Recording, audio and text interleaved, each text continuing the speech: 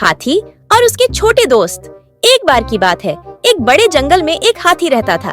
वह बहुत मजबूत और विशाल था और सभी जानवरों में उसकी बड़ी इज्जत थी। हाथी अपने आप को जंगल का सबसे ताकतवर जानवर मानता था और सोचता था कि उसे किसी की मदद की जरूरत नहीं है। एक दिन जंगल में एक छोटी सी चिड़िया आई। वह बहुत ही छोटी और हल्की थी, लेकिन वह बहुत बुद्धिमान थी। चिड़िया ने हाथी से कहा, आपकी ताकत बहुत बड़ी है, लेकिन क्या आप जानते हैं कि छोटी चीजों में भी ताकत होती है? हाथी हंसी में बोला, तुम कितनी छोटी हो, मुझे तुम्हारी मदद की कोई जरूरत नहीं है। लेकिन कुछ दिन बाद जंगल में एक जाल बिछाया गया और हाथी उसमें फंस गया। उसका विशाल शरीर जाल में उलझ गया और वह बाहर नहीं निकल पा रहा था। हाथी को बहुत मुश्किल हो रही थी और उसने चिल्लाकर मदद मांगी।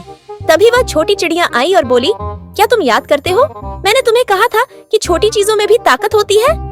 फिर चिड़िया ने अपनी चोंच से जाल के धागों को काटना शुरू किया। बहुत समय बाद चिड़िया ने जाल को पूरी तरह काट दिया और हाथी बाहर निकल आया। हाथी ने चिड़िया का धन्यवाद किया और कहा, तुम सही कह रही थी, छोटी चीजों की भी अपनी ताकत होती है। मुझे अब समझ में आया कि ताकत सिर्फ शरीर में नहीं, बल्कि बुद्धिमानी और समर्पण में भी होती है। सीख, कभी भी किसी को उसकी छोटी कद और शक्ति से कम मत आंको।